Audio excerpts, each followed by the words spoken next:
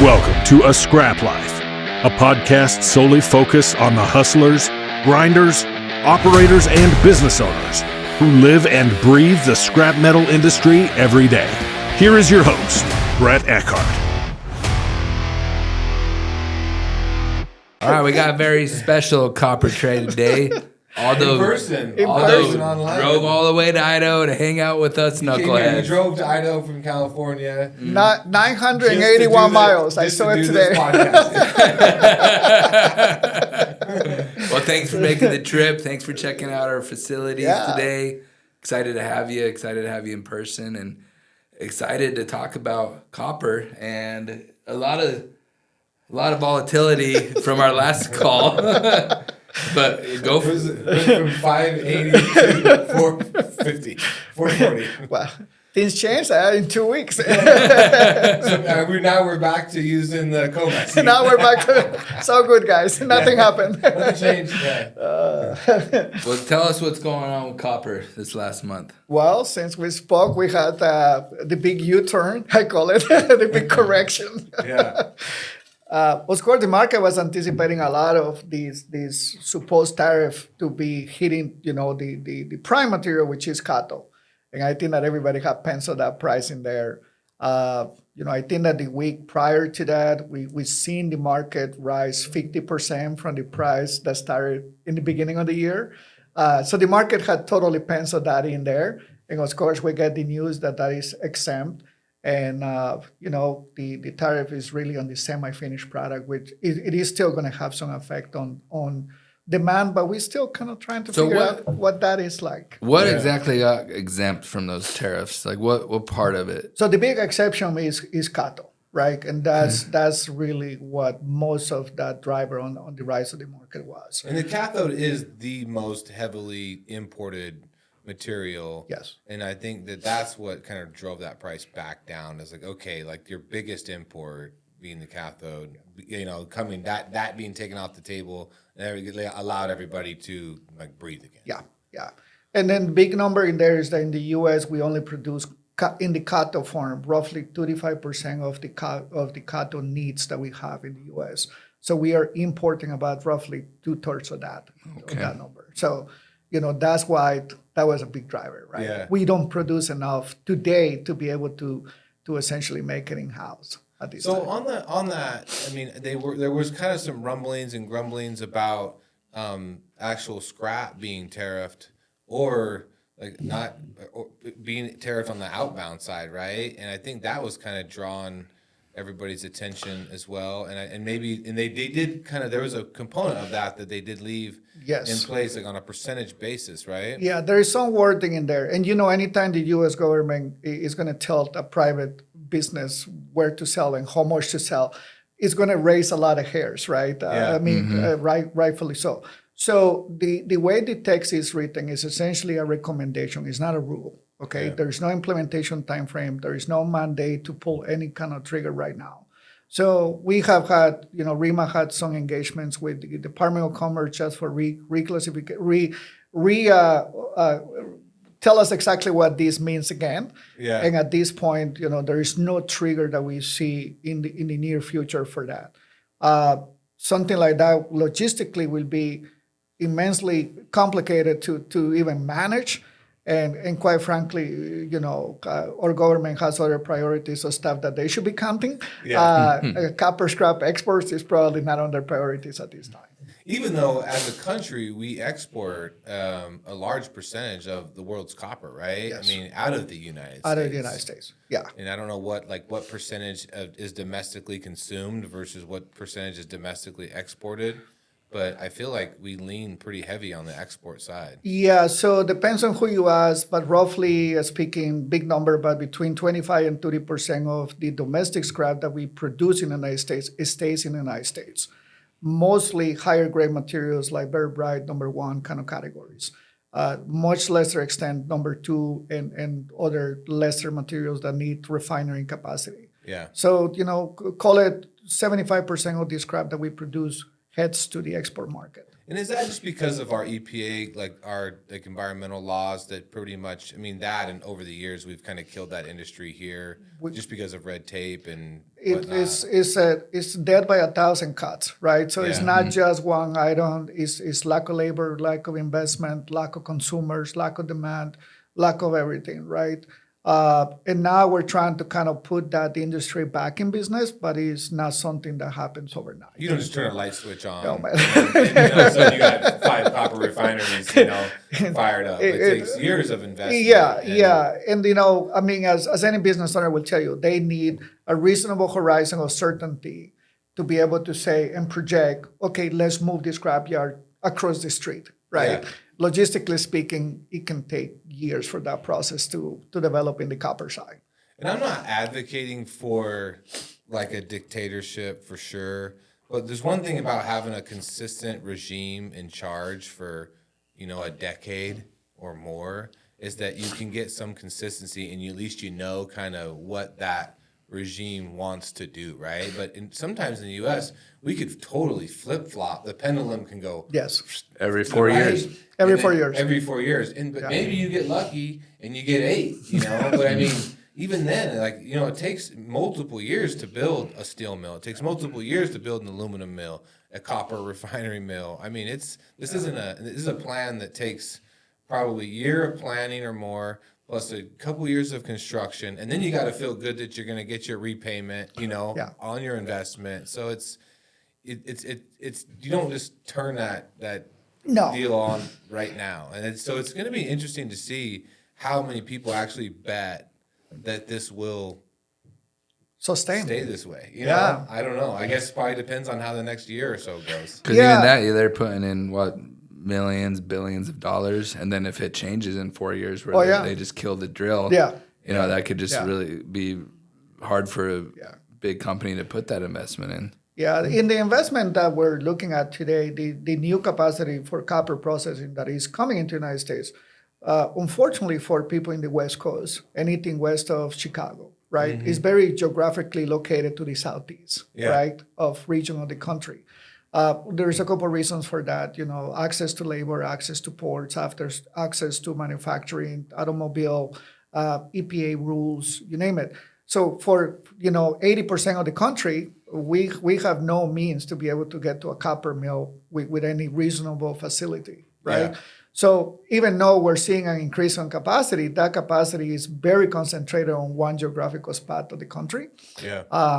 And, it doesn't benefit anybody who is, west of Chicago, technically.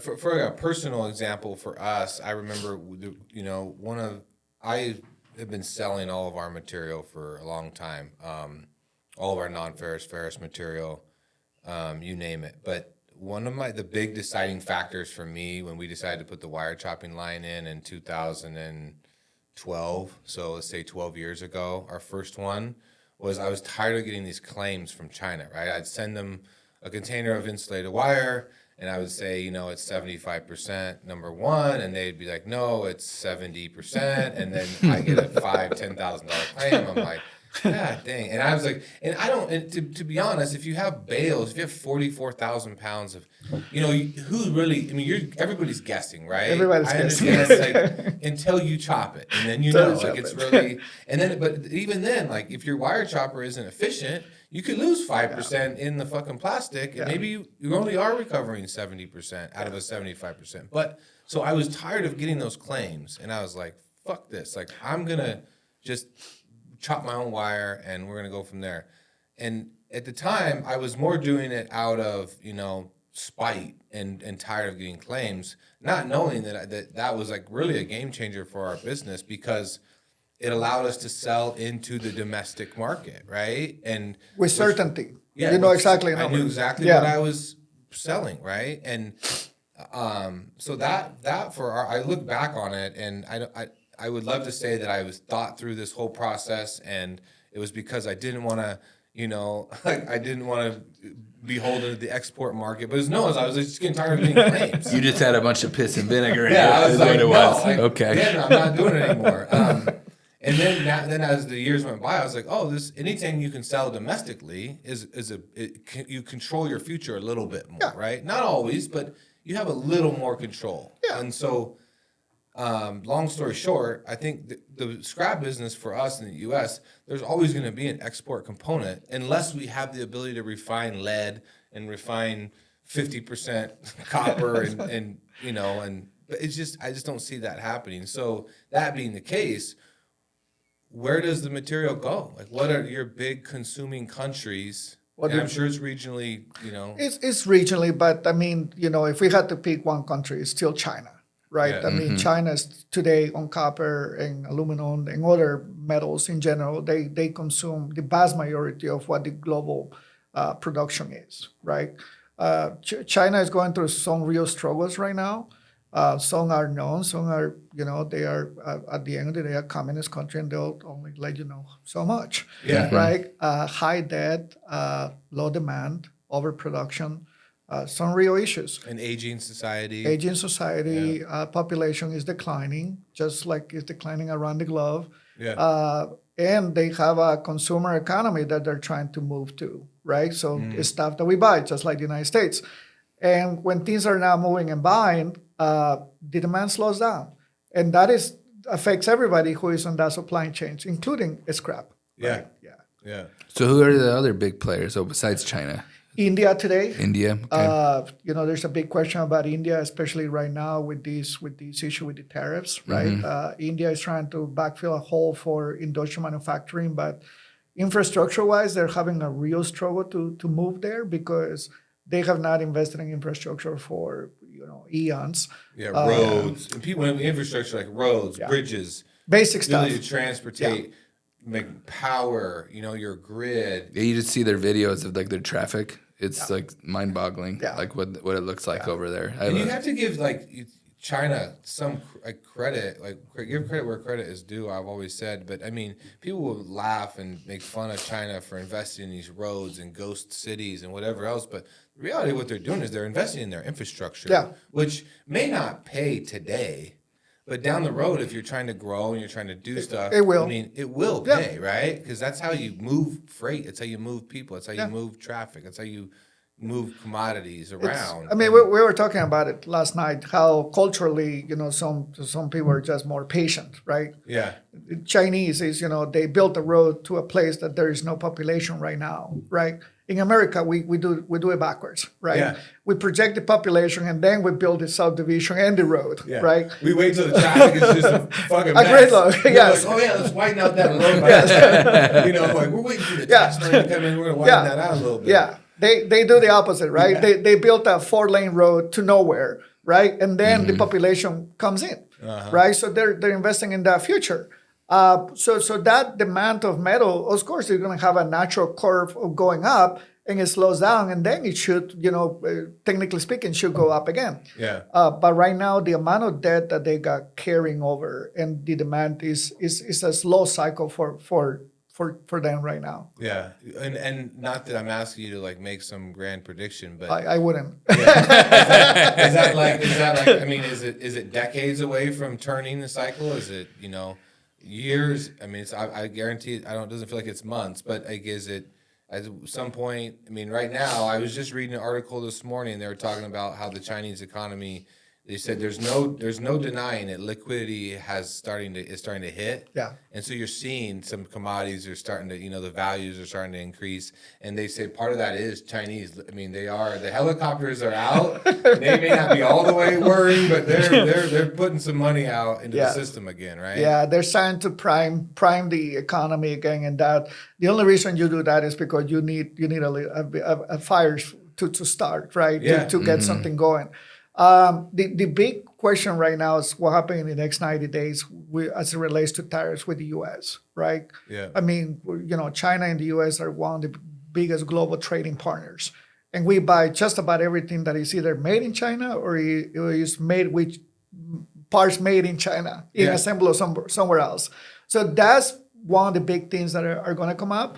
High debt, low population, those things don't go away. But it can definitely slow down the economy, especially if we see some double-digit numbers on tariffs coming out of the U.S. That can definitely put a squeeze on them. And for those that don't read the news or don't pay attention, there was just another 90-day extension issued. So we're 90 days again, away from probably 89 really, today. Yeah, 89 years. Yeah, 88 yesterday, the day before. So we're back in the 80s again, but we're trying to just us in the business. We're kind of trying to figure out where the ball is moving. Depends on how small or big you are. If you're small, you're like, I'm trying to figure out where it's going to be next week, so I can know whether to move material or not. If you're much larger, you're trying to make bigger plans on adding facilities or whatever the case may be. Like, what am I doing with my material, and how's that going to go? It's a good time to be a small and medium-sized operator right now, right? You can make quick. And why is that? Because you can make quick turns, right? Yeah. It's like a big plane, right? I mean, the big guys are having a hard time making turns, right? Where the smaller operators can be very nimble, and we can move very quickly, right? So this is a good time, where service, things like that suffer on the other big competitors. That's a really opportunity for guys that move quickly. I've always said that your strategic advantage as a small or medium-sized scrapyard is your ability to move quickly, right? But to your point, when the market is high and everything is just cooking with grease, your big guys can just flood the market with money, right? Mm-hmm. Which then it does become really about your service and really about your speed. Today, the speed matters. Your ability to turn material and move it really quickly through the system matters for sure. But now you actually have that advantage because, while the big guys are trying to rejigger and trying to reorganize and make that big 747 turn, yes, you have a little turboprop and you can flip and go. Yeah, you have a really strong advantage. So to your point, use your advantage.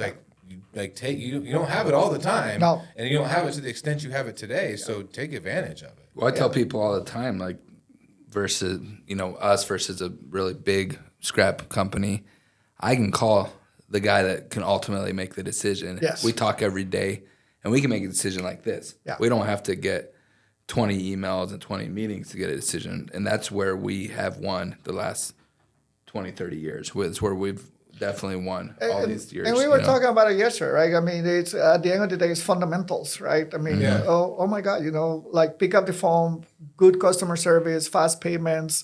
If there's a problem, resolve it right away.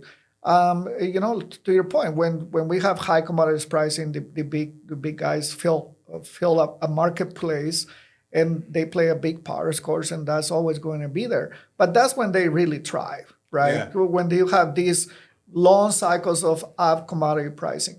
When you don't have that, the smaller guys and the medium-sized guys have great opportunity to be able to go into the marketplace and again, quick turns. That's when you can grow. And I think the knife cuts both ways. When the market is good and you have 50 facilities, you're going to crush it because you got 50 facilities that are making money, right? The flip side of that is also true. If you have 50 facilities and the market is shit, you are dying 50 times over, right? Mm-hmm. So as you grow, and this is something that we're going to talk about at the Scrap Expo, which I'm super excited. We can talk about that here in a minute.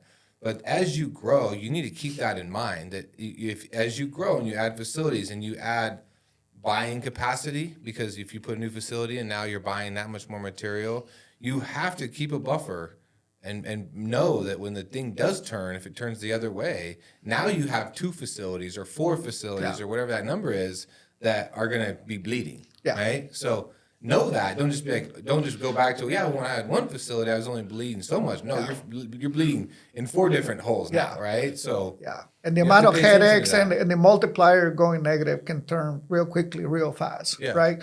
And that's a math that doesn't go away, right? For the big companies, right? Mm-hmm. I mean, to your point, when things are great, all yards make money. Yeah. When things are not great, all yards are a deficit, right? The compounding effect of that is it can be crushing. Yeah. Well, because when you think about adding a new yard, you only think about the upside. You're like, oh, I can get this many more tons. I get this many more pounds.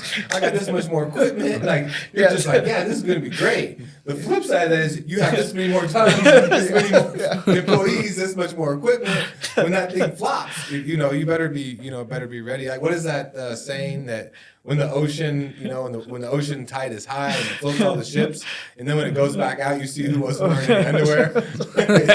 you just stand there. Like it turns on you real quick. Low tide will show all the rocks. 100%. Well, with so talk about the COMEX, chart. Let's talk about where we're at. So Nick gave me homework last night. So I did, and you came through. I came through, and I'm like, we really only need one chart. Okay. Yeah, I agree. So because everybody has talked about the arbitrage and this and that, but really what's driving that is the volatility, right? That's it. And fundamentally speaking, COMEX has two things that LME doesn't have that really multiplies that volatility. One, about 70-80% of the trading companies on the COMEX contracts are essentially financial institutions, right?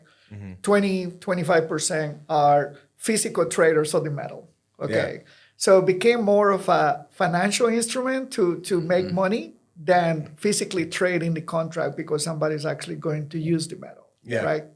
Very people know that. Guys like me, we spend times looking through the FCC disclosures, and they publish these kind of numbers like every other Tuesday. So we get it like twice a month, right? Okay. And it can split out the contracts and everything. The other thing is,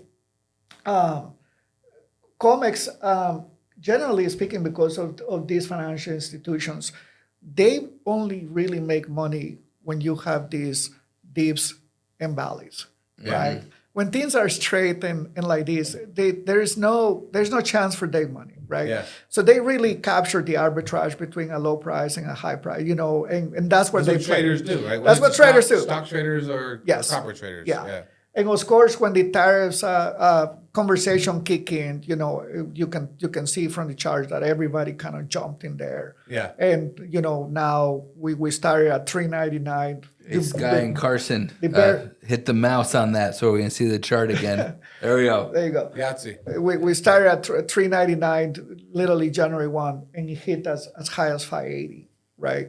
Yeah. I mean, and that's what was killing me. The 580, I'm going to talk to all these electricians that are just getting kicked in the nuts by their supply houses, and I'm like, well, my price is the same. They're like, this guy, and so I was, we came off the COMEX for like the first time since I've been here for like a month, like for a few weeks really.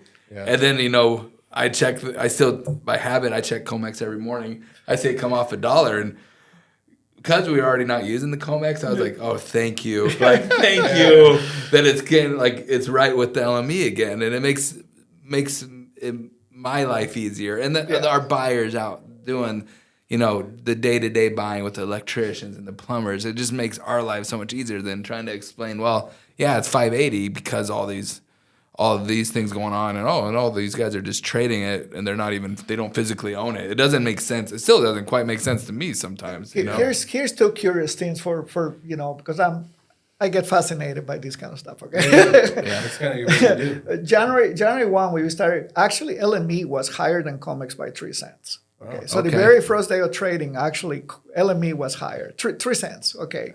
But that's we literally started the year where LME was actually higher for all intents and purposes. And then the other thing about this chart is this is based knowing the closing price for the day, right? So that's what this chart is. This is not the volatility within the day. So this chart, even though you can see how crazy it got, it doesn't even capture the intraday volatility, right?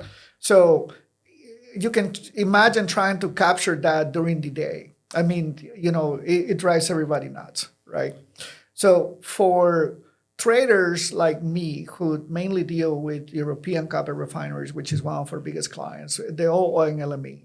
This is good because now we have less time explaining what LME does, right? But COMEX is going to continue to be an index. People are going to continue to use it. We might be moving grudgingly to LME.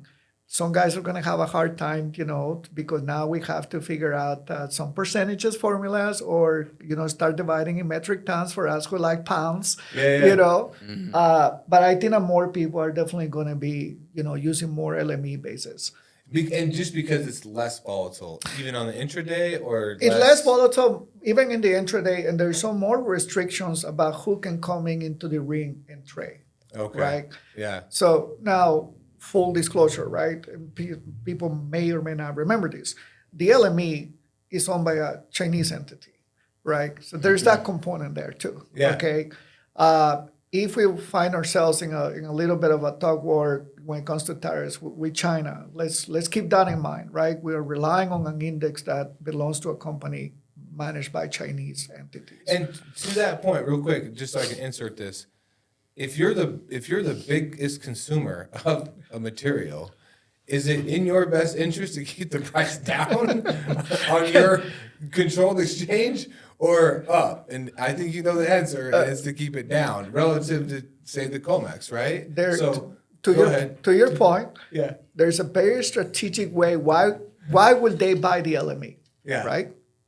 Think about it, right? Yeah.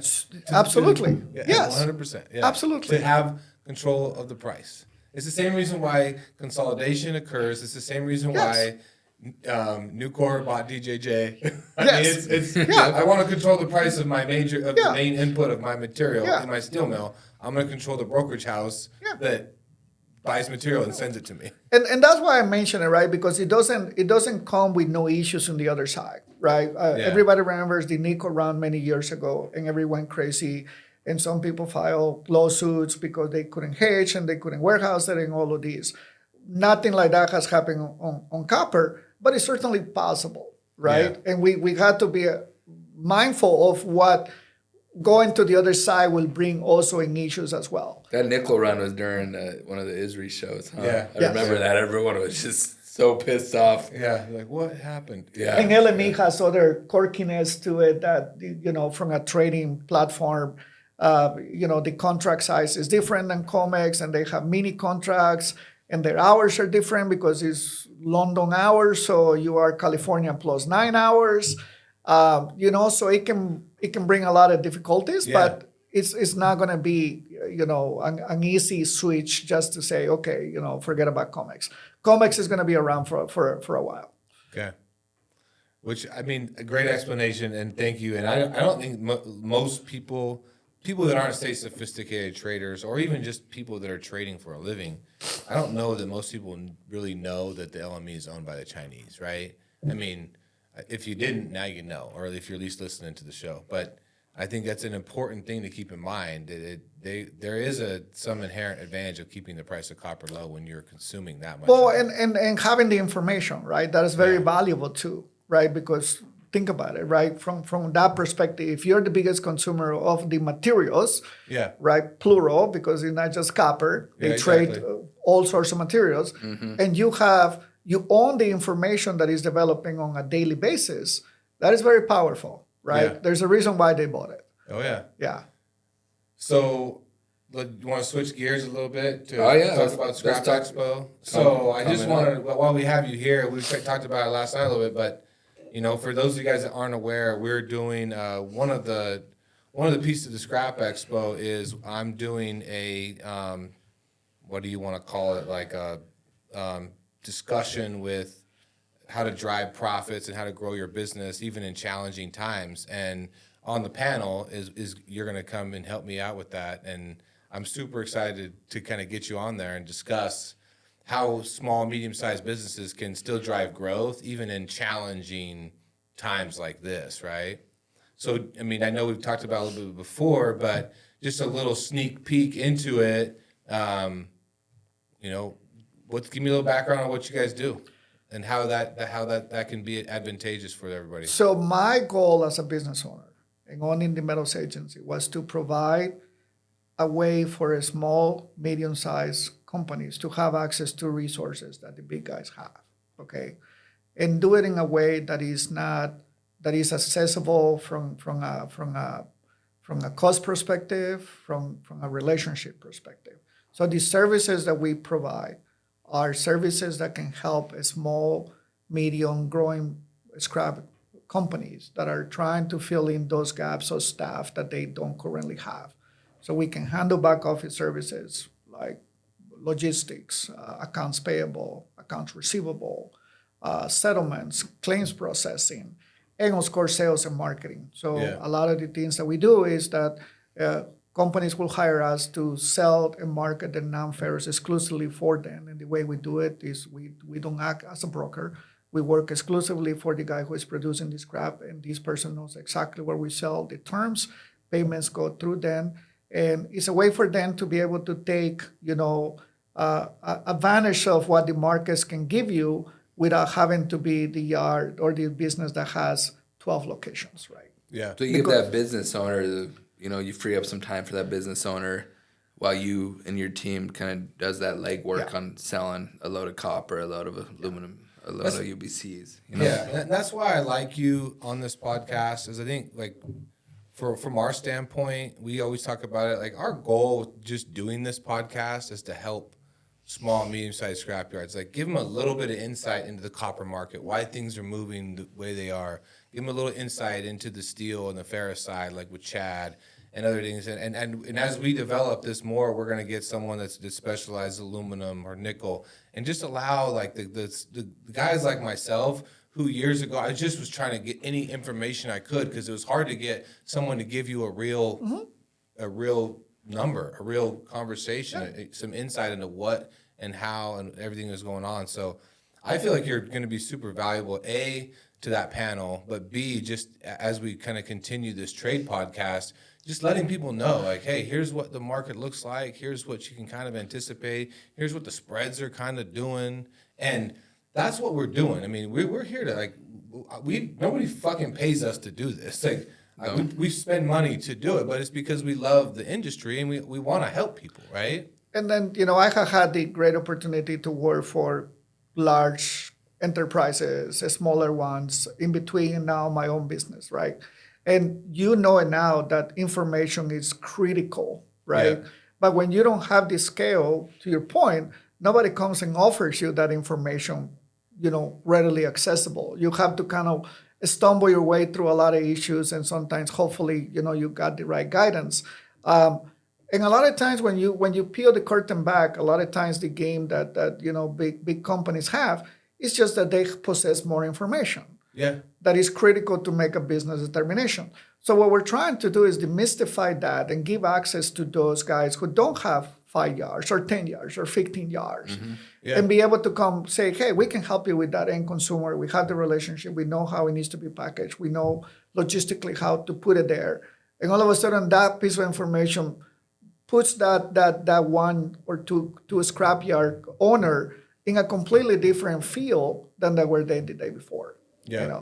We're in a time and age now where, even when I started in this industry 15 years ago, a lot of people wouldn't give me information. You hinted on this yesterday. A lot of people wouldn't give you all the information. Yeah. They're keeping it in there because they maybe are fearful of a younger person coming up and rising up. But I think that has sold. Like with social media, with LinkedIn, the information's out there if you're going to look for it with the internet. And I think who wins is who shares information and who helps each other. And that's one reason that I love doing this. I love it helping guys that need answers, where we could help save them possibly hundreds of thousands of dollars because we did the same mistake. And people have done that for us. Many people have helped us. I wouldn't be here today if it weren't for people like you and Brett.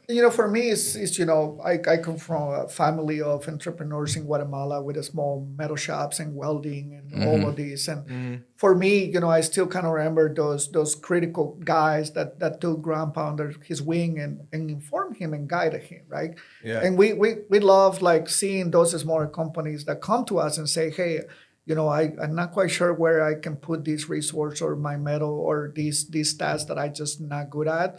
And we're like, we take that out of your hand, concentrate on the other stuff that you're really good at and growing the business, being present, go gain more accounts, go gain more customers, and that frees them up for that, which is a very expensive thing to do, right? I mean, just sending a marketing person, if you can find it, to a trade show, you and I were, it goes thousands of dollars, right? Yeah. And then you hope that the person meets the right contacts and comes back with the right things to be able to help you with that. So we make that function as a shared service where somebody doesn't have to commit to a full-time SG&A person, a full-time marketing person. We help them fill that gap in there. I love it, man. I'm looking forward to the conversation here in a couple weeks in Louisville. And appreciate the information on the copper. I'm not driving to that one. I'm gonna No, fly. and I like to drive too, and even I'll probably take my private jet there, my Southwest Blue Jet. But All right, thank you for taking the time, Aldo, and thanks for driving out. And we look forward to a couple more weeks having a more in-depth conversation. thank you guys. I really appreciate you guys hosting, and it's really nice to actually do it in person. Yeah, exactly. You get to see it live and in color. Yes. All right, Thanks. sir. Thank you guys. Thank you, Mike.